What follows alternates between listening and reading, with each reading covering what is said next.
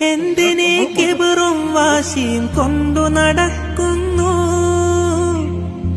അന്യന്റെ നന്മയിൽ എന്തിനസൂയ ജനിക്കുന്നു?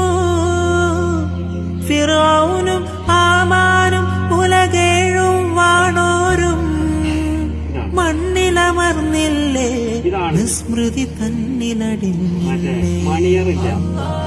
ഹൃദയത്തിൽ അധമവികാര ആഡംബര കാറുകളില്ല, ആഡംബര റൂമുകളില്ല, ആഡംബര മെത്തകളില്ല, ഒരു ലൈറ്റും ഇല്ല, ഒരു LED ഇല്ല, കൂരാക്കൂരിട്ട് ഇതിലിങ്ങനെ അങ്ങോട്ട് സുഖം ഇങ്ങനെ കെട്ടും.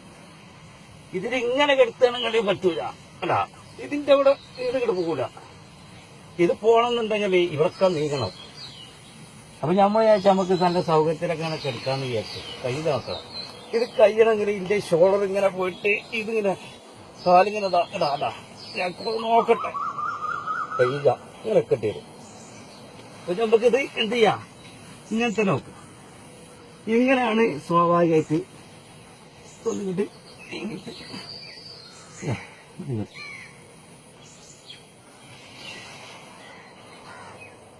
ചിന്തിച്ചാല് ഭയങ്കര പ്രശ്നമാണ്. പക്ഷെ അള്ളാഹ് 70 സ്നേഹം കൊടുത്ത് നമ്മളാരും കൊടുക്കൊന്നുമില്ല. ഇവിടെ തന്നെ നമ്മളെ റെഡിയാക്കുക. ഈ ലോകത്തിൽ ഇവിടെ തന്നെ ഉസ്താറാക്കി തരും. എങ്ങനെ? അള്ളാന്റെ ഓർമ്മ വേണം.